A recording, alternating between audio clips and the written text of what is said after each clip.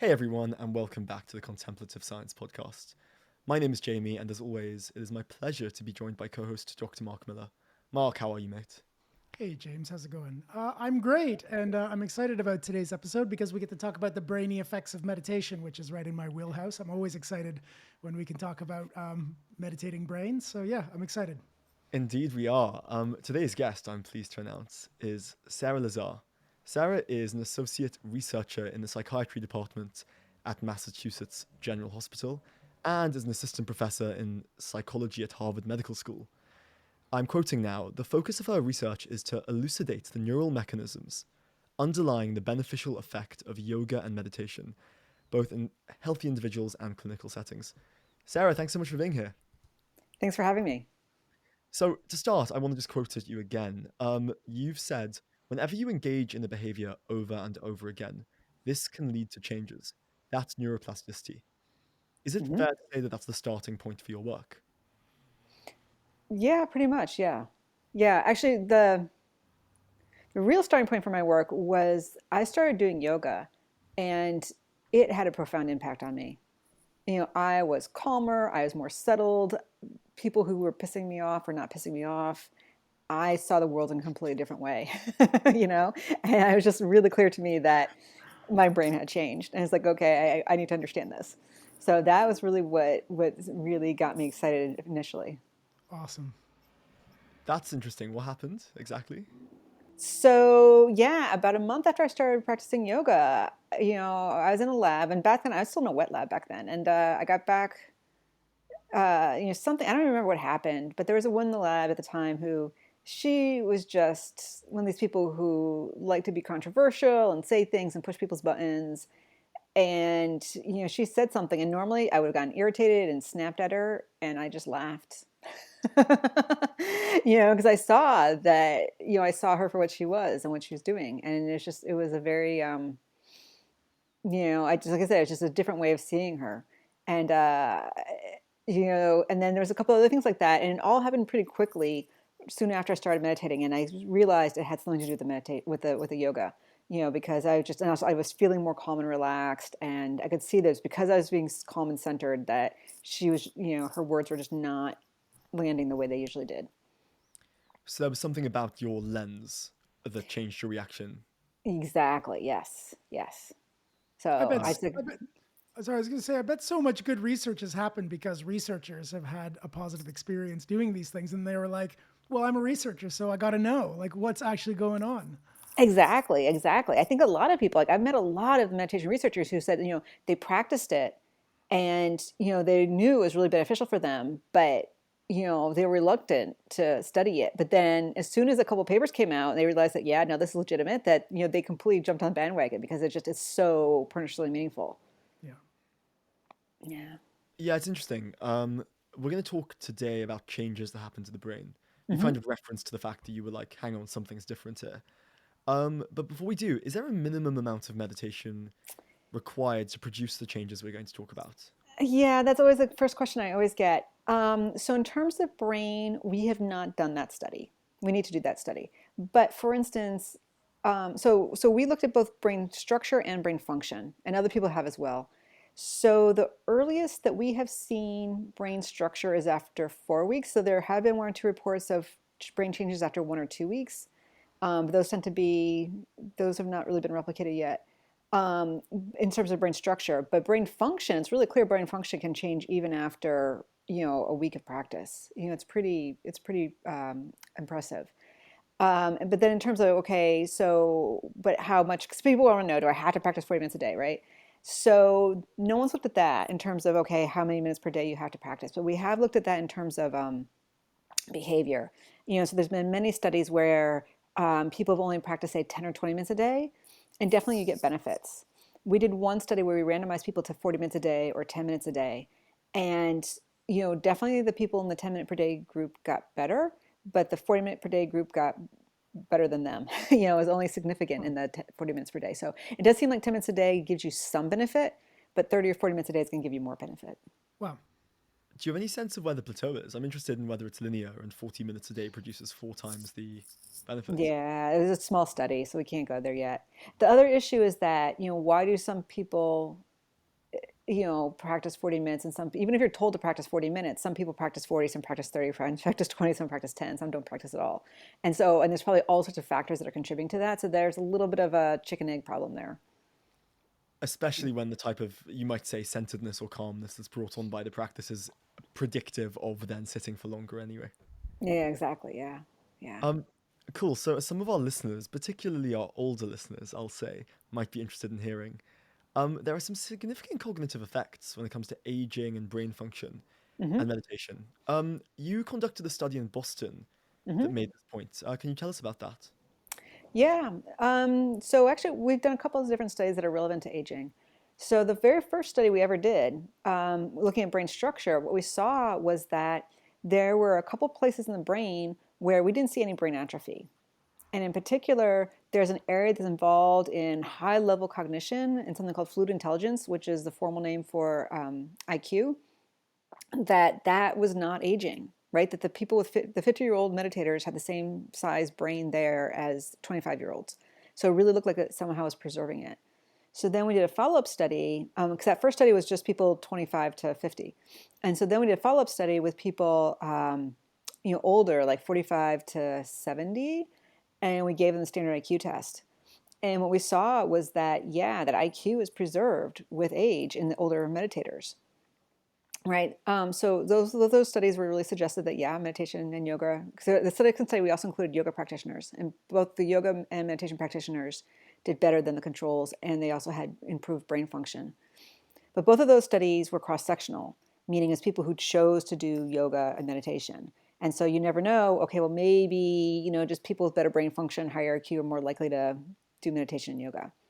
So we just finished a study where we randomized people, so older people 65 to 80, who had no prior yoga or meditation experience. And we randomized them to either meditation or crossword puzzles and Sudoku.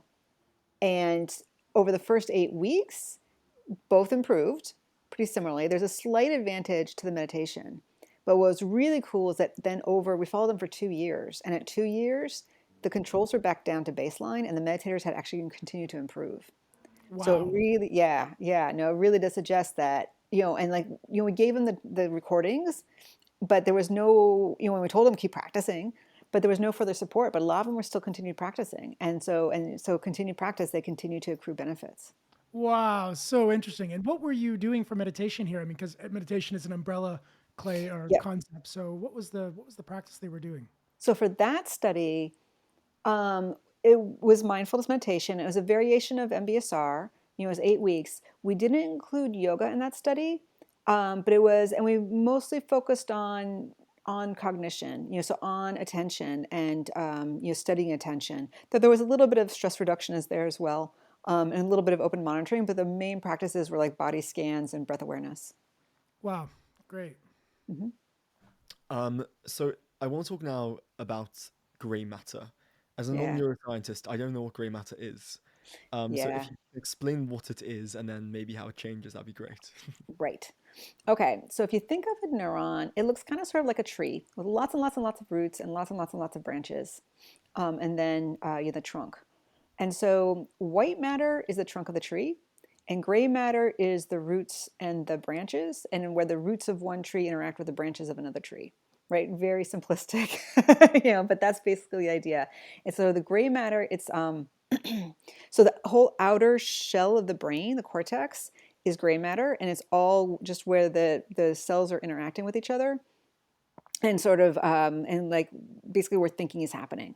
You also have some parts of the brain buried deep underneath, so like the hippocampus and the putamen and amygdala. There's these regions that people have heard of, I guess. Those are also gray matter, and those again, they're just basically the yeah, the parts of the cells that where you really get all the stuff happening. And then the white matter, like I said, is just a long distance connection, so that this part of the brain is talking to this part of the brain over here, and it's talking to that part of the brain over there. So you just have long connections across the brain and from the brain down into periphery. And so all that is white matter, because the white matter is basically just insulation around the long fibers. Right, and how does that change during meditation, and what's the significance of that change? Right. So both actually gray matter and white matter both change. So we'll talk about white matter first. That's a little easier. So the white matter is mostly fat. Um, and just as we get older, the quality of the fat starts to break down. And so, because the insulation, what it's doing for those of who know electricity, it's helping the conduction of the electrical signal down the long fibers of the nerves. Um, and so as it breaks down, the things don't move as smoothly and easily. The message doesn't move as smoothly and easily down the nerves. And that can be due to just, accruing damage and bad diet and things like this. And it seems like somehow meditation is useful in that it helps slow the breakdown of that white matter. But in terms of gray matter, staying on white matter for a moment, that's important because as we get older, lots of times we get a little slower. Like we can figure things out, but it just takes us a little bit longer, and often that's due to the white matter breaking down. And so, because our white matter has more integrity, we remain pretty sharp, and also because being able to put two different ideas together requires them, there's this idea in neuroscience, what fires together wires together, right? And so if this over here and this over here, they're not firing at the same time because the white matter connection between them is not good enough, they're not going to get connected. So it's harder to learn, when the brain is a little bit slower. So that's why white matter is important for aging, is because we can continue to learn, and we're still as sharp as when we were younger. So that's the white matter. So then the gray matter, like I said, it has to do with the nerve endings interacting with each other. And so for instance, like if there's something I don't know very much about, there just may be a few nerves interacting there, or not nerves, neurons, neuron ends, interacting there. But then, like as I learn more information, the idea is that there tends to be more and more neurons, piling in, and there's more, right? There's more information flow, and it's sort of like you get a bit of a traffic jam, maybe, or maybe not a traffic jam, but like just more and more roads interacting, right? The way to think about it, and so those take up space, and so growing gray matter means there's just more going on there. And sometimes it can be the more neurons, or not neurons, but the ends of the neurons, like more branches and roots. But also there's all sorts of helper cells and blood vessels that the neurons require. And so the gray matter has all of that. It has the neurons, it has the helper cells, it has the blood vessels, and all of those contribute to improved cognitive functioning. And unfortunately, with humans, we can't really tease that apart easily. But in rats, they've shown that all three of those improve. Like when you take a rat and train it through a maze or some task or something like that, all three of those improve. And so we think that we don't know which of those is improving with the meditation, but some combination of those three seems to be changing with meditation. And then we're starting to show that then these changes in gray matter do have benefits, that they're related to improvements in cognition or changes in emotion regulation. Why would just attending to your body or attending to breath or attending to attention have these long range, big, heavy impacts on cognition, generally speaking? Yeah. So there's like 5 answers to Yeah. that. Do you really want to Right. geek out? We can geek out. All Yeah. right. So our mind tends to want, all right, so we'll just do the simple part, attention, right? So a Yeah. lot of times people refer to meditation as a form of attention training because you're sitting there, you're focusing on something, your mind starts to wander, you bring it back. Your mind starts to wander, you bring it back. Your mind starts to wander, you bring it back, Yeah. right? So if nothing else, you're training sustained attention. And both we and others have data demonstrating that yes, sustained attention improves, right? So that's good. But in order to do that, what you're really doing is you're improving your ability to monitor your mind, right? So That's right. mind starts to wander, and so that's called meta awareness, Yeah. right? And that's a very important skill. That's part of fluid intelligence, right? Part of Right. IQ is being able to think about your thinking and being able to evaluate what's going on in your mind. So Yeah. that's part of it. You're also strengthening that, and then the other thing is because we tend to just habitually think about things over and over and over and over again. And so when you really start to, detach from that and sort of look at it from a distance, you start to realize that, yeah, a lot of what's going on in our mind is not very useful or very accurate sometimes even, and you gain a different perspective on that. And that really helps tremendously with the emotion regulation. Also, a big part of it is not so much that you're focusing on the breath, but you're doing it non-judgmentally, non-reactively. right? And so they tell you, okay, when things come up, because everyone's got emotional baggage that's going to come up, right? Or if nothing else, it's like, oh, that thing that happened earlier today, and it's coming up, and you're just going to be able to sit and look at it in a completely new, different way. And that is really, in terms of the emotion regulation, incredibly important. So it's not like, oh my God, this thing happened and blah blah blah blah blah blah, and you learn to sort of sit back and just see it as a story. The way I like to think about it is, when we're in the middle of it, we can't solve our problems, but we turn to a friend, and our friends, because they've got perspective on it, and so they Yep. can, and when we help a friend, we've got perspective on them, and so we can help them because we've got perspective. So now, what if we could get that same perspective on ourselves? And I feel like that's part of what meditation helps us do, is it helps us gain some of that perspective. Yeah. Yeah, and then we become less reactive. And then, so that's like what, 3 or 4 ways already. And then another way that's really, really useful, that there's not a lot of data for this yet, but there's a lot of theory. There's a little bit of data for it though.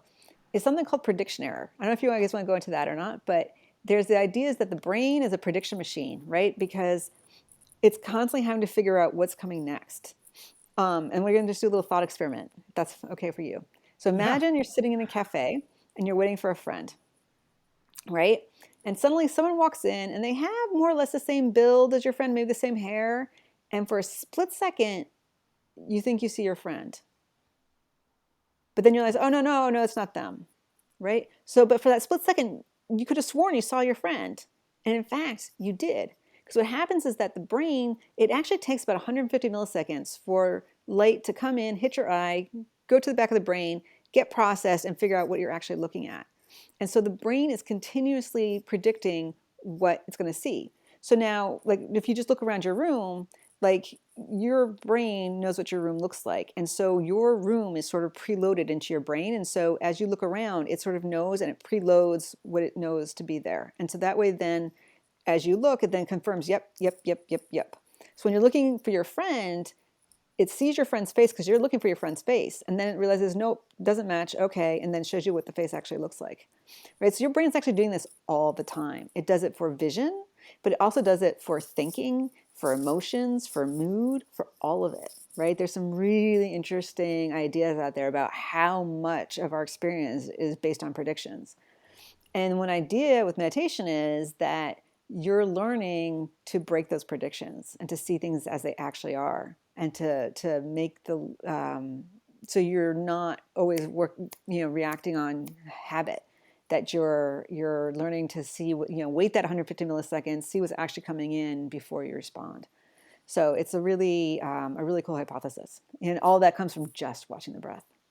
Wow. It's a ton. It's a ton of stuff. And I love that, we lots of people come to meditation with this misapprehension that you're supposed to have a quiet mind or steady attention. But actually, a lot of the benefit comes from watching attention move in the normal way that it does, and Yes. watching the mind make conceptual elaborations. And Uh-huh. then you become metacognitively aware of how attention moves. So you're learning more about attention. You're getting some distance already from those processes, and you're starting to learn how you conceptually elaborate rather than just see what's actually there. And that's all just from watch the breath. If it moves, bring it back, start again. It's amazing. Exactly, exactly. Because of course the mind is going to move, right? And those emotions are going to come up. And can you just still sit there? If nothing else, it's like, this is boring. I want to get up. Nope, I'm just going to sit here. Oh, I could be doing something else right now. Nope, I'm just going to sit here, right? Even just that amount of, and working with that is tremendous. Yeah. There's something to emphasize here, and I say this as the non-scientist, so maybe this comes as more of a shock to me. But if you were to sell a pill that could have the cognitive effects you've just described, and you said, well, there's no side effect, it makes you feel a little bit more chilled out, but also there might be these cognitive benefits, you could sell that pill for a fortune, and there would be there'd be a very high uptake on that pill. Yep. S- Right. And this is, yeah, again, a question we frequently get because, so, I mean, we'll go there, right? So there is a lot of overlap between the effects of meditation and the effects of psychedelics, right? Especially like the really, really, really deep meditation states, there's a lot of overlap between them, right? And there's a lot of people who've taken psychedelics who say that they're enlightened and who feel like it's the same as meditation. And I know people who've done a lot of psychedelics and who've done a lot of meditation, they say, no, it's not. There is some overlap, but that the meditation gets you way deeper, way more effective, way more beneficial. Um, And and to say that there's nothing with, psychedelics definitely have, in the right context and whatever, there is a use for psychedelics. They're showing that really right now. That's really effective for some forms of trauma, when done under medical supervision. But meditation, it seems like it has a lot more benefits than that. And so yeah, I mean, if there was a pill, then yeah. But my sense is that, because the thing is, it's part of it's the attention, but the important thing is also the non-reactivity, right? Because again, it's like, because the idea is that as your mind quiets down, the emotional baggage starts to come up, right? And you start to see the emotional stuff in a new way. Because that's really the key to it. It's not so much that you're stabilizing attention, is that you're starting to see experience in a new way. And so learning, that's the real part of it, is the learning how to see things in a new way. Why is it then that I mean, obviously meditation's increasingly popular and it's been becoming increasingly popular. But like this thing's free, it chills you out emotionally. You've just described in this conversation what happened to you in the context of your lab mate who was irritating. Yeah. Do you think that meditation, and I can't believe I'm saying this given how popular it's getting, but given the scale of the benefit, might have a PR problem? Like, why are we not all doing this? Right. Well, yeah. I mean, well, why aren't we? Right. Um, so, um, so for instance, so people with a history of trauma need to proceed with caution, right? And so, like, so I said, like your emotional baggage comes up. For most of us, emotional baggage, not too bad. But some people have a lot of emotional baggage, and if they're not ready to deal with it, or if there's just a lot, it can be overwhelming. That can definitely be part of it. Um, and also, people will say with schizophrenia or psychosis, these sorts of things, again, they also need to sort of proceed with great caution. But otherwise, yeah, there is no reason why most people couldn't practice 5, 10, 15, 20 minutes a day. That's really highly beneficial. And there's, it's sort of like exercise, as long as it's done, you know, uh, thoughtfully, it's highly beneficial. I wonder then, why is it that people with, as you say, the baggage should proceed with caution? Well, just that, to know that it's going to come up, Right, and because so, because you can get re-traumatized again. because there's something about the way that the attention training and the quietening of the mind, quote unquote, brings up residual trauma. Right. So, for instance, one of the first times I started, I'd been meditating for, I don't know, maybe 6 months, a year. And I was sitting there, and all of a sudden, so back when I was in fourth grade, me and another girl on the playground got into a fight. And I got sent to the principal's office, and I was mortified. Like, I was a good girl. I did not get sent to the principal's office, whatever. And I was just like, my world was coming to an end, right? But I was a good girl. I got good grades. They just said, don't do that again. And that was it. No one ever said anything about it ever again, right? And I immediately buried that event and, never spoke of it again, right? Completely forgot about it. Like if you'd ever asked me, up until that point, have I ever been sent to the principal's office? I'd be like, no, of course not. But there I am sitting and meditating, and all of a sudden, boom, I'm back in the principal's office. My face was bright red, and I was just dying. And just like, oh boy, and just because out of the blue, it just got de-repressed, right? And so now that, in terms of trauma, that's pretty, minor, right? But now imagine if there was something bigger, right? And all of a sudden, you're not expecting it, and boom, there it is. So that's why, you just need to, if you have some, trauma history, just to proceed, know that it's going to get de-repressed, work with a mental health provider, and just proceed with caution. I like, there's a big discussion happening today that I think is really valuable about window of tolerance and being able to have the metacognitive capability to know where your window of tolerance is. So to know when you're overly aroused or under aroused.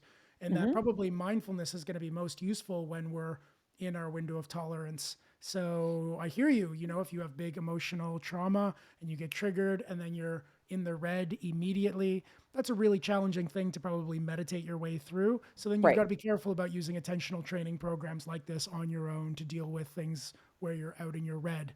Maybe better to talk with a healthcare provider or talk with some sort of support network in order to come back into your window of tolerance and then continue to practice maybe. Yeah. And I find that meditation and therapy work really well together because Yeah. the mindfulness skills, because again, it gives you the metacognitive awareness, it gives you the non-judging and a little bit of the distance.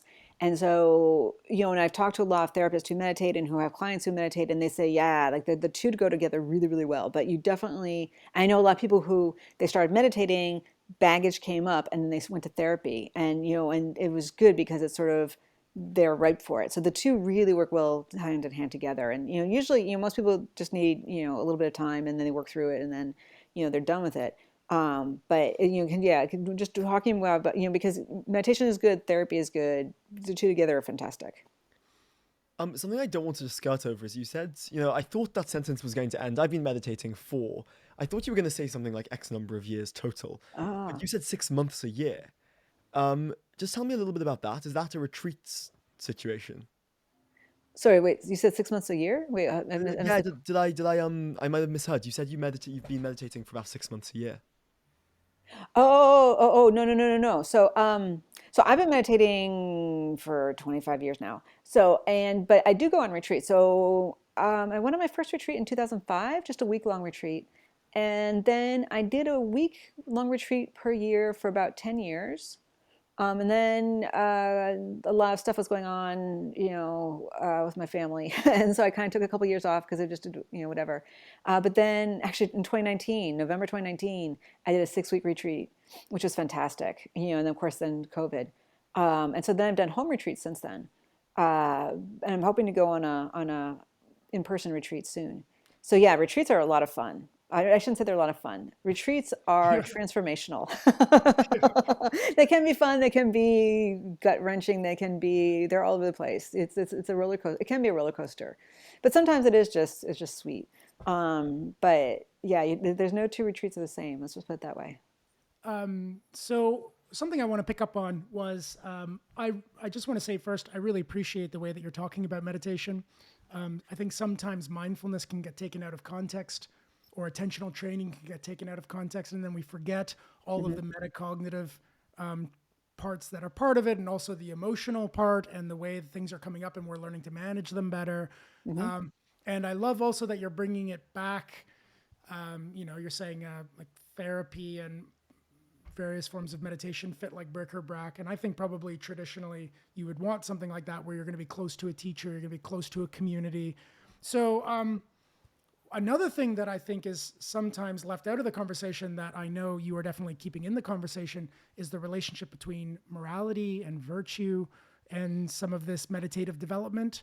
I think we're increasingly being reminded today that meditation grew up in a certain tradition, and it's maybe important to consider what that tradition was doing as a support framework for the meditative Right. practices themselves. And part of that, of course, is virtue training, trying to harm less or steal less or lie less, because they Right. help the mind, they support the mind in the sorts of endeavors that you're going to pursue in meditation. But your Hmm. research goes the other way, right? Starting to think about some of the ways that meditative training Hmm. can feed back Right. into more virtuous or more moral sort of perception. I'd love to hear more about that. Right. So this really comes into the metacognitive awareness and seeing our mind. So I think most of us like to think that we are kind, virtuous people, and we are. We really, truly are. But all of us occasionally have unkind thoughts. As we've learned over the past few years about the Black Lives Matter, and systemic racism, many of us have done things that we didn't even think twice about, like there's like the microaggression, against African Americans and whatnot, and these little things that we've done that weren't even aware that we were doing. And I think that one thing that mindfulness does is because again, it helps us sort of step back and sort of see what goes through in our mind. And there's the main the I always like the big voice, right? There's like the voice that the narrator in our mind, right? That's like, okay, oh, I gotta remember to go to the store today, and oh yeah, I'm gonna be, I'm gonna need some bread and some flour, and butter and whatever. But then there's also kind of this quiet little voice in the back of the head that's sort of, and sometimes it's not so quiet, that's like, oh, I don't like her. Or oh, that person, he's such a jerk, right? Or oh, I can't do that. And all these little commentaries, right? And normally, like we don't even really pay. So I mean, sometimes it's not even like a full sentence. It's just sort of, or even worse. Sometimes it's just sort of a feeling, right? And I feel like most of us, at least when I started meditating and talking to my friends who started meditating, that as we start to meditate, we tune into that voice more and more and more. Like we pay more attention to it, and that voice is not as always as kind as we think we are.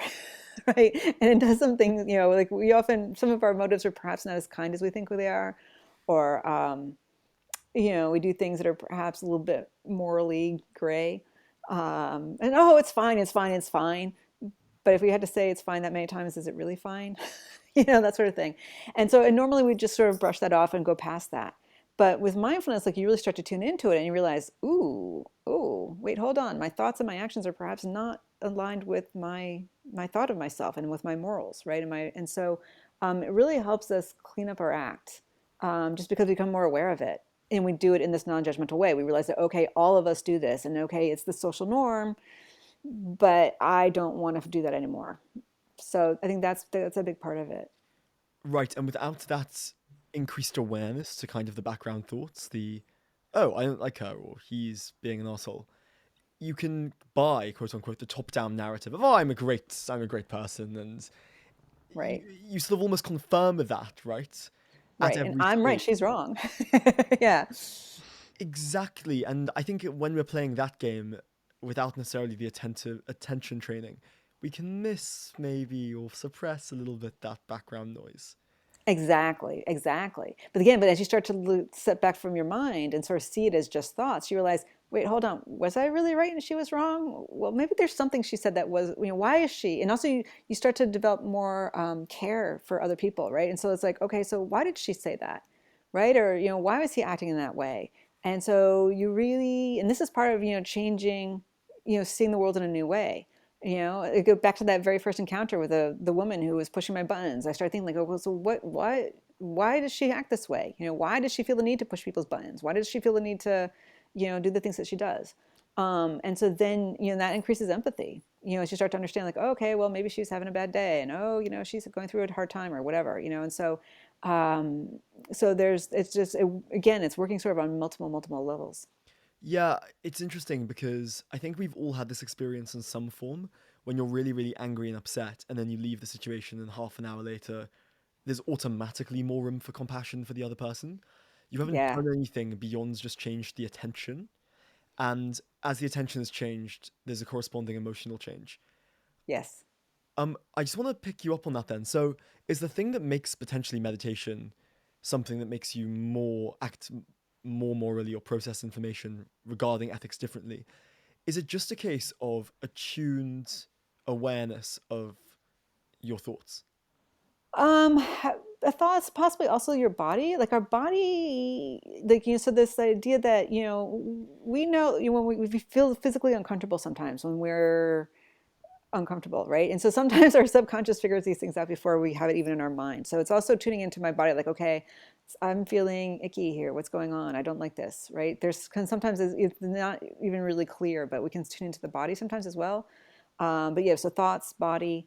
Um, and also just seeing the behavior, seeing our attention, seeing how our behavior and words impact other people. So we also tune into other people's emotions more, like so their facial expressions, seeing how they react, these sorts of things. I think Yeah. there's a general thread that's running through here, which is as soon as you drop the narrative that's so strong, you Hmm. become by definition more aware of the things that are actually happening. Um, Exactly. in the context of the predictive brain too, I mean, you've just given an example where like you've literally perceived someone to be there who's not there. It's not that much of a leap to suggest you could be misinterpreting something as subtle as a facial expression if you're not paying active Yes. attention. Exactly. Exactly. Exactly. And also, like I said, it's often this quiet little voice in the back of your head, and you don't hear it because the main voice is blah blah blah blah blah blah blah blah blah blah blah blah, right? And also the body sensations we're not paying attention to because we're paying attention to blah blah blah blah blah blah blah blah. So blah blah blah blah blah stops. Then of course you're going to hear the quiet little voice, and of course you're going to notice all these little things in your body. So yeah, Have you yeah. done any experiments on this yet? Is this up in the evidence realm at all, or do you have any plans or any thoughts about how we could go about looking at some of these ways that mindfulness maybe helps with these priming effects? I wonder. Right. So we have not done anything with the prediction error and that sort of stuff, but there have been a handful of papers and showing that yes, it seems that mindfulness decreases the strength of predictions that your mind makes. That your brain becomes a little bit more open to possibilities, which is really cool. And then there's also a whole bunch of theory papers also discussing it in a couple different domains. So stay tuned on that one. Actually, very interestingly, this is my research. Ah, I'm solidly in the predictive processing realm and looking primarily at contemplative practice. So oh, um, fantastic. Okay, cool. that's sort All of my right. home base. But actually, I meant about the ethics, Oh, it's ethics. about changing your I don't know where virtue is sort of emerging up and out of the metacognitive strengthening that happens in these sorts of meditative programs. Anything here? There's not a lot. There's a couple small studies demonstrating that, yeah, there's a little bit of a shift, but mostly the people only looked over the course of 2 months, right? And so how much of things are really going to change in 2 months? I mean, I think you start to become aware, but it's sort of one of those things that's probably going to take a little bit more time. But there are some studies, again, with long-term meditators versus controls, showing that, yes, there's a little bit more virtue, um, um, and these sorts of things. But it's not nothing just like solidly like yes. But Yeah. yeah, and it's also a little bit hard also because, as you said, a lot of times people who do it in the context, who continue to do it for several years, do it in the context of Buddhism. And, when you're doing it in that context, that a big part of Buddhist philosophy is, do no harm, and, don't steal, don't, and, to watch your words. And so how much of it is just from the meditation versus how much is it also the philosophy? It's hard. It's going to be hard to tear those apart. Yeah. It's interesting. I remember sitting on retreat once, and it was outside, and it was quite hot, and there were lots of mosquitoes flying around during the day. And there was this one guy who got into a bit of an arm wrestle with one of the teachers because he kept on squatting these things. He was like, "It's more Yeah. important that my meditation isn't interrupted, and these guys I'm not having." And the teacher was like, "No, trust me on this one. It's kind of the same package." And the Yeah. mosquitoes are a challenge. Do you see that in? Do you see at least on the level of the brain there to be an interlinking between the ethics and the attention? Um, Not on the level of brain. We're not there yet. But I know one of my meditations teachers has said, if you're having trouble paying attention, clean up your ethics. There's also a wonderful video. I don't know if you want to share it. It's called The Fly and the Samurai. Have either of you seen this? No. No, I don't No. Oh, it's know. wonderful. So it's this samurai who's sitting there in meditation, right? Yeah. And then this fly comes. It's just a fly, not even a mosquito, but just a fly, and it's buzzing around. And he's like, in this. So then he pulls out his sword and whoosh, fly is cut in half. But then the fly regenerates, and now there's two flies. Um, Gone.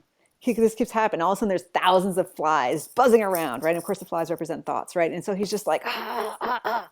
So then he's just like, and so then he just sits through it. And he sort of basically he ignores the flies and he just focuses. And then that's when, the flies turn into petals of a cherry tree. yes. And then he wakes up and there's just one fly and it's symbolism for okay, he's mastered his thoughts, right? So it's but that's the idea that like if you can just don't let the so the mosquito bites you, so what? Yeah. So yeah, there's a whole non-harming, but there's also like okay, so can you just live with that's how's that any different than a buzzy thought? So the question now is, what can listeners do today, or at least Uh-huh. start today, to induce some of the physiological and behavioral brain changes that we've been talking about? Meditate. Yeah, because that's actually, and this actually gets back to your question about the pill. Mm. Because I think we all have this idea like, oh, we want to be calmer and we want to we want these things that meditation gives, right? But I feel like we don't want to change our life. We want to go, we want to keep going and like watching violent movies, for instance, or and we don't want to have to deal with changing how we interact with people, but we want all the benefits. It's like no, the way you get the benefits is because you start to change your behavior, and you change your relationship to behavior. And so the only way to do it is to start meditating and start to see what your own experience. Okay, well, so what is causing me? That's really the question, right? It's like, okay, why do people meditate? It's because I'm unhappy. There's something I'm unhappy about. And so Mm. first of all, you have to figure out what's making you unhappy, why it's making you unhappy, and then what you can do to change. Because again, the external is not about the external world, it's about the internal world. How can I change my relationship to my world? And so it really requires changing inside. And so, and, pills are not going to, well, maybe a pill could do that, but it requires, going along with that and saying, yeah, okay, I'm willing and ready to see what's going on and to make those changes. There's something to be said here about the analogy of sunglasses. I don't know whether I've heard this or I've made this up and it doesn't quite work. But there's something around like the stimuli, the problem in the world, exists in your field of vision. So Uh-huh. if the sun is too bright, you might complain about the sun, but it might be also that you've got like incredibly thin sunglasses on, and really appropriate sunglasses are slightly darker. Uh-huh. And there's something to be said here for the world is always going to produce some kind of irritating stimuli. The person in your lab is metaphorically always knocking around. Right. I don't think anyone lives in an environment where the stimuli is always aligned with what they're wanting. Exactly. And I just And so we wonder, have to, yeah, go ahead. no, and I just wonder, I wonder in that context what the most effective practice is to start getting more appropriate sunglasses on. Right. So for interpersonal conflicts, I highly recommend compassion practices, compassion for yourself, compassion for others. Because what happens um, often, issues we have with other people, we also have with ourselves, right? And that's psychology 101. That's nothing to do with meditation.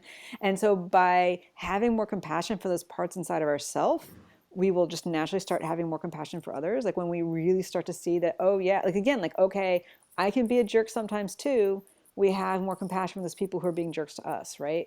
It's like, oh yeah, been there, done that, right? So that's part of it. But then also, as you start doing these compassion practices for other people, you start to again sort of see, just your relationship to them. You start to see them in a new way, and you start to understand them in new ways. And so I highly recommend compassion practices if you're having a lot of interpersonal difficulties. So that's definitely part of it. And then also a big part I find with meditation is continuously seeing the bigger picture, right? So again, it's like, okay, so now that person's not bothering me because I saw the bigger picture. I'm not just looking at it from my point of view, I'm also looking from her point of view, right? And then like with Black Lives Matter, it's like, okay, looking at and seeing like, okay, look at see how society has treated African Americans. How have I treated African Americans, right? So everyone wants to say, oh yeah, it's those people over there. It's like, no, I do things that hurt African Americans. What can I do? I can't change those other people. I can change me, right? And so uh, so where are we going there? Sorry, I got lost there. No, no, that's Yeah, yeah. And so starting to change that. And so really it's about looking inside and seeing what's all going on inside and then willing to make those changes. and how much, I mean, if I'm intimidated by the idea of meditation, but all this stuff sounds good, how long would you recommend starting for? It varies. I know a couple people who said like, yeah, they sat down and did 40 minutes the first day and they've always done 40 minutes a day. They had no problem. They've been doing that 40 minutes a day every day for, decades. Other people, they can, 5 minutes is a challenge. So I would say, and I know some people who say they just, some days it's just 1 minute. Some days it's just they say, okay, I'm going to meditate. Okay, that was it. But it's just the intention and just the momentary resettling, right? And so, but I think, if you can do at least say 5 minutes, 10 minutes a day, I think most of us can spare 5 or 10 minutes a day. It can be, and you don't have to sit down and the whole thing. I mean, it can just be 5 minutes when you first wake up, and or 5 minutes at night before you go to bed. Um, just the way to sort of clear your mind. And then if, even just once a week, you could go to a class and do say 20, 30, 40 minutes in a class. I highly recommend that. Actually, when I first started, for the first several years, that's all I did was I just went to class once a week, and I did not practice during the week. And I benefited tremendously just going to class once a week. So, um, yeah, yeah. And again, it's a lot like exercise. So the more you do, the more you're going to benefit. Um, Sarah, before we go, where can everybody find you online? Yeah, definitely. I've got a website. And so if you do Lazar Lab, MGH, Harvard, you'll definitely find me. Brilliant. Thank you so much for coming on. Thank you. That was Sara Lazar, and this has been the Contemplative Science Podcast. As always, thanks for listening in, and as always, we'll see you next week.